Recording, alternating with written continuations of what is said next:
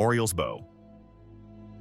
Auriel's Bow first appeared in Arena and later showed up in Daggerfall, Morrowind, and Skyrim.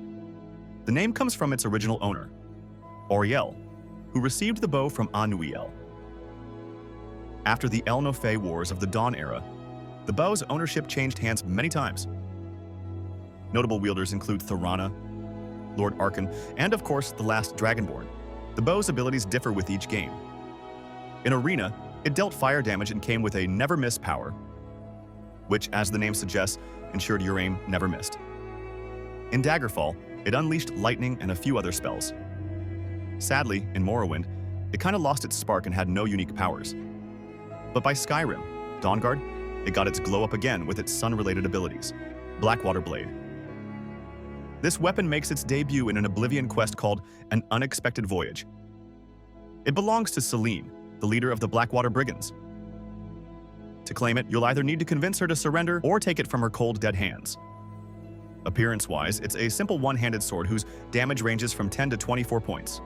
The neat thing about this blade is that it can smack spectral enemies around even after its enchantment wears off.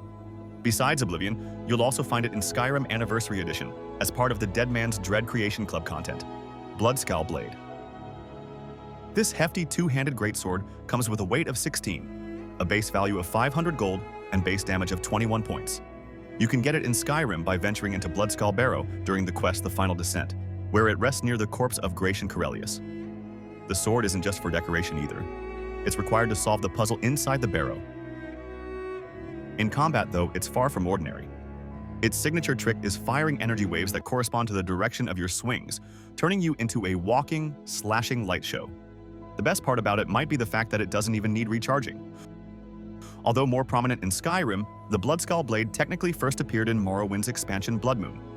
Back then, however, it was a very different and low-key boring sword with nothing particularly unique about it. The Bow of Shadows. The Bow of Shadows comes with a dramatic backstory. According to Tamrielic lore, it was forged by the Daedra Prince Nocturnal and gifted to Rare-Lagiel, though it eventually got lost. Despite that, the bow still managed to grant Rarela enough power to take down his foes. Its main ability is to make the wielder invisible. At one point, it was wielded by Dram. In Morrowind, you can find the bow tucked away in Venom Ancestral Tomb, which is a hideout filled with necromancers, bandits, and undead. The bow returned in Skyrim through the Bow of Shadows creation, this time associated with assassins. To acquire it, you'll need to complete the quest called In the Shadows, Chillrend. Chillrend is a frosty one-handed sword featured in both Oblivion and Skyrim. Its appearance is pretty consistent across games, with a bluish, glassy blade that looks like someone pulled a shard of glacier and sharpened it. In Oblivion, it deals 21 points of base damage with an added 20 points of frost damage, weighs 22, and is valued at 4,584 gold. In Skyrim, it's a little weaker, with 15 points of base damage and a value of 1,442, but it makes up for it with frost damage that goes up to 30. In Oblivion, you can get Chillrend by completing the Killing Field. Valis Odile at the Grey Mare will ask you to help defend his farm from goblins, and if you succeed, he'll reward you with the blade. In Skyrim, it's acquired during the Thieves Guild quest called The Pursuit, in the tunnels under Riftweald Manor. There's also a trickier way, which is by doing some rooftop parkour and leaping onto the Temple of Mara, Chrysamere. Chrysamere appears in every Elder Scrolls installment except Oblivion. It even makes its way into Blades, the 2019 free-to-play online game. The weapon has quite a history, with at least 10 known wielders, including its maker, Astri Betel, the Imperial Legion, and Tarasa Aram. Because of its power, Chrysamere has earned several titles over the years, such as Sword of Heroes, Sword of Kings, Blades of Blades, and its most famous one, the Paladin's Blade. Its reputation isn't just a legend, though. It comes from its in-game abilities as well. Chrysamere typically grants the wielder exceptional health regeneration, resistance to fire and magic, and formidable damage output. In Morrowind, for example, it can deal up to 60 points of damage while boasting a value of 95,000 gold. Not exactly pocket change. Cleaver of St. Felms. This weapon is found in Morrowind and Skyrim Anniversary Edition. To obtain it in Morrowind, you'll need to speak with Uvu Laren at the temple in Ghostgate. She'll ask you to recover the artifact, which means delving into the Ash Vampire lair of Tirainalal. Bring it back successfully, and she'll reward you with the cleaver. Despite its name, the Cleaver of St. Felms looks more like an axe. It's a one-handed weapon but fairly heavy, weighing in at 48. Its damage ranges from 5 to 37 points depending on your swings, and it carries a value of about 12,000 gold. Daedric Crescent. Like the Cleaver, this artifact is also exclusive to Morrowind. According to Tamrielic lore, the most rare and even outlawed item of all the great prizes is the Daedric Crescent Blade. The value backs that up. It can be sold for 180,000 gold. Beyond its price, it offers strong combat stats, with slashing damage ranging from 20 to 50 points and the ability to paralyze enemies for 10 seconds. The blade was reportedly used by Mehrune's Dagon's Daedric forces during the capture of the Imperial Battle Spire. Aside from its strength, the Daedric Crescent is remembered for its striking appearance of a crescent-shaped blade, echoing symbols often found in Daedric ruins. There's only one way to get it. You need to travel to Magus Volur using the Daedric Sanctuary Amulet and defeat Lord Dregas Volur. Debaser. Though technically a short sword, Debaser acts more like a long sword. Its reach and speed are greater than what you'd expect from a weapon of its size, which makes it stand out. You can find it in Green Imperial Way in the Imperial City, while playing through the Unfriendly Competition quest. The blade is recognizable by its blue inlaid writing. One of its reported former owners is Wuuthrad Gabbings. Now, his name is actually an anagram for Frodo Baggins. That's right, it's a reference to the Lord of the Rings. The blade's design even resembles Frodo's sword, Sting, with the blue inlay referencing Sting's signature glow. It's a nice little Easter egg for sharp-eyed fans. Dragonsword of Lainlyn. Found in Oblivion, the Dragonsword of Lainlyn is a one-handed sword with a unique design. It has a distinct gap running through the middle of the blade, making it instantly recognizable. The sword is wielded by the skeleton Lord Cain. To acquire it, you'll need to defeat him during the quest Unwanted Tenant. Keep in mind, this quest doesn't appear in your journal, so attention to detail is key. Stat-wise, the Dragonsword deals up to 23 points of base damage plus 30 points of fire damage. It also comes with a maximum health of 850 and a hefty weight of 54. Ebony Blade. The Ebony Blade takes the form of a black katana. It's also known by two other names, the Leech and Vampire, and it's due to its ability to drain health and stamina from those it strikes. Not only that, but the sword also manages to transfer that energy to its wielder. In Khajiit myths, it's referred to as the killing word of the spider and the black edge of shadow. The Ebony Blade appears in every Elder Scrolls main game, except Morrowind. It also features in the Elder Scrolls Online. What makes the blade truly infamous isn't just its life-draining ability, but its effect on its wielder's mind. Many who held it eventually lost their lives after being unable to handle its power. To prevent more deaths, a mage had to cast a spell, ensuring the sword would never remain with one owner for too long. Fang of Haynekhtnamet. For a short blade, the Fang of Haynekhtnamet punches well above its weight. According to legend, the dagger was carved from the fang of a Wamasis dragon named Haynekhtnamet, or at least that's what the Tamrielic lore says. The story goes that the dragon once lived in Blackmarsh. It took the northern men 7 days and nights to bring it down, and when it finally fell, one warrior removed its fang and carved it into a blade. What he didn't know was that the fang carried the beast's lingering power. It can do shock damage ranging from 20 to 40 points, which is quite a big deal for such a small weapon. Goldbrand. Goldbrand is another katana-shaped weapon, though this one shines with a golden hue instead of Ebony Blade's darkness. It appears in Morrowind, Oblivion, and Skyrim via the Creation Club. In Morrowind, the weapon can even be transformed into a superior version called Eltenbrand. While both Goldbrand and Eltenbrand share a similar design and comparable value, Eltenbrand comes with stronger damage output and additional enchantments like restoring fatigue and fortifying attacks. The name is also an Easter egg. It's a reference to a Duke basketball player, Elton Brand.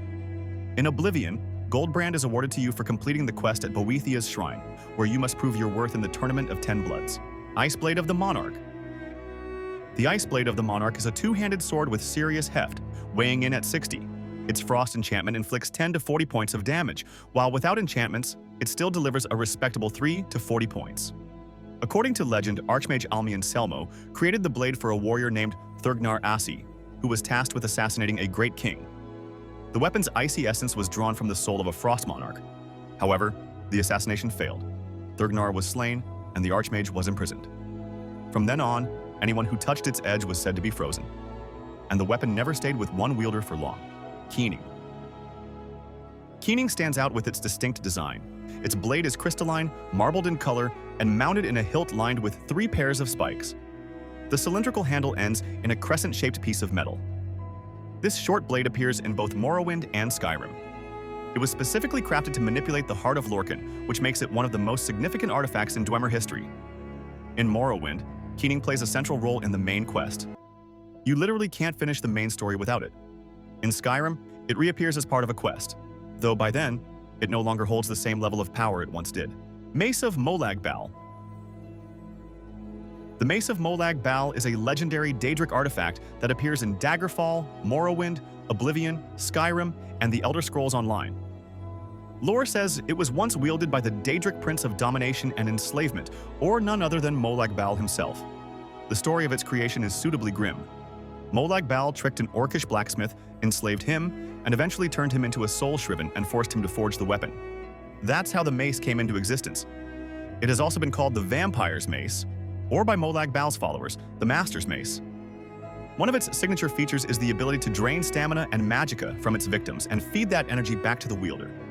In short, it works a lot like the Ebony Blade, only with more blunt force trauma involved.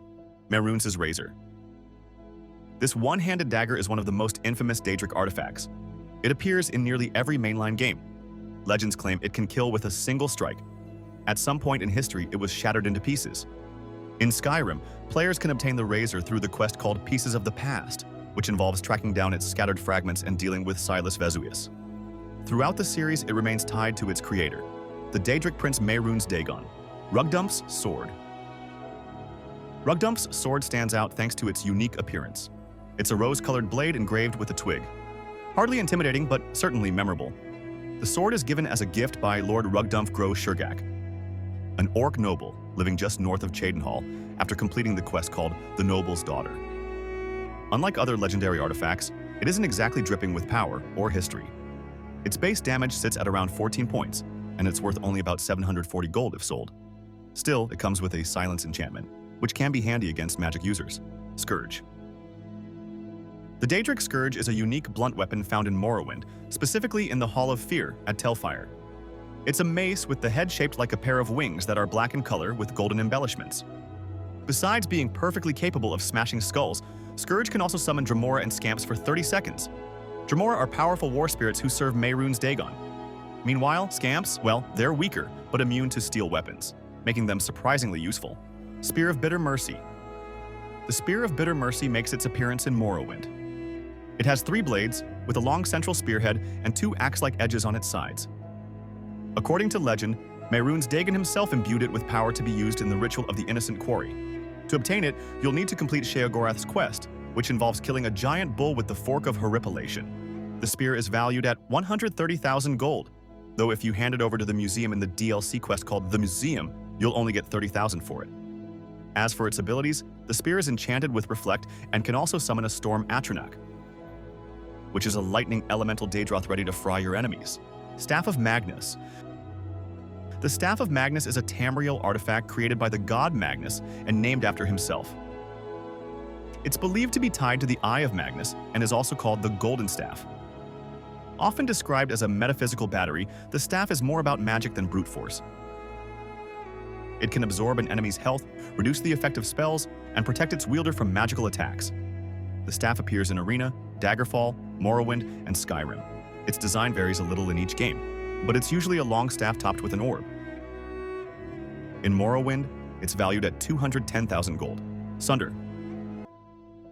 Sunder is one of the most expensive weapons in the Elder Scrolls, with a base value of 400,000 gold, and it earns the price tag, as the hammer delivers up to 70 points of damage. It was forged by Lord Kegrenach, and like keening, it's essential to the Morrowind main quest since it's required to destroy the Heart of Lorkhan. Sunder comes loaded with enchantments such as Fortify Attack, Fortify Endurance, Fortify Luck, and more. In short, it's a walking buff machine, but to wield it safely you need the Wraithguard. Otherwise, it'll chew through your health really fast. Thornblade. Thornblade can be obtained by completing the quest The Wayward Knight in Oblivion. To start, head to Cheydinhal and ask the local guards about the Oblivion Gate. From there, you'll meet a knight named Farwill. After fighting your way to the Sigil Stone and closing the gate, return to Count Andel Indris. Your reward will either be the Thornblade or the Staff of Indris. Umbra Sword. The Umbra Sword was created when the Daedric Prince Clavicus Vile asked the witch Naenra Ware to craft a soul-trapping blade. Naenra complied, but she tricked him into lending part of his own power. That power manifested as Umbra, an entity that possessed the sword itself. The sword first appears in Oblivion, later in Morrowind, and again in Skyrim via the Creation Club. In Morrowind and Oblivion, you'll need to kill Umbra to claim the weapon. In Skyrim, it's found in the Dungeon Champion's Rest. Besides soul trapping, Umbra can also shapeshift and drain a victim's health and stamina. Despite being tied to a Daedric quest and a Daedric prince, it's technically not considered a Daedric artifact. Volendrung. Volendrung, also called the Hammer of Might, appears in every Elder Scrolls installment to date. It's one of the most iconic Daedric artifacts, capable of absorbing stamina and even paralyzing foes. It originally belonged to the Dwarven Rurikn clan. When they refused to join the Dwemer, their chieftain hurled the hammer and vowed to settle wherever it landed. It struck the city of Völunnfell. Interestingly, the city's name means City of Hammer. Volendrung eventually became tied to the Daedric prince Malakath. True to its chaotic nature, the hammer has a habit of vanishing, sometimes for days, sometimes for eons. The way to acquire it depends on the game. Despite its bulky appearance, it's surprisingly fast, though it will drain stamina quickly. It can also be upgraded with an ebony ingot, Wabbajack. The Wabbajack is a Daedric artifact created by Sheogorath, the Daedric Prince of Magnus. At first glance, it just looks like a long stick or staff with a thin, carved head. Turns out that head resembles Sheogorath's own face with mouth open wide, like he's either screaming, laughing, or crying. Apparently, its design is a nod to Lewis Carroll's poem titled Jabberwocky. Like its creator, the Wabbajack is unpredictable. It's more of a magical prank weapon than a physical one. Its effects are completely random. It might heal, damage, paralyze, drain stamina, unleash elemental chaos, or even turn your opponent into a random creature. If you cook that creature, you'll get a delicacy known as Wabbajerky. The Wabbajack shows up in Daggerfall, Oblivion, Skyrim, Elder Scrolls Online, and Legends. Getting your hands on it usually involves completing Sheogorath's quests. WItsplinter. WItsplinter is a curved dagger owned by Faustina Cardia, who is the leader of the Sirens gang in Anvil. To claim it, you'll need to play through the quest titled The Siren's Deception and then loot it from Faustina's unfortunate corpse. Stat-wise, WItsplinter isn't legendary, but it's solid. It deals 19 points of damage, which is decent for a dagger. It also comes with a combo of damage magicka and drain intelligence effects. Wuuthrad. Wuuthrad is a massive two-handed, double-bladed battle axe that dishes out 25 points of base damage. If used against elves, such as wood elves, high elves, and dark elves, it deals 1.2 times damage. Basically, it's an axe with a racial grudge. The weapon was originally wielded by Ysgramor and forged by his son, Ingol. It is said to have been made from Ysgramor's pure ebony tear when he left Sarthal. The name Wuuthrad translates to Storm's Tears. Ysgramor then famously used the axe to drive elves out of Skyrim and Solstheim. In Skyrim, you recover Wuuthrad by gathering its fragments during quests, like Proving Honor, Purity of Revenge, Retrieval, and Glory of the Dead. Once reforged, you can wield it yourself. It can't be upgraded, but its bonus damage against elves makes it a deadly and historically significant weapon.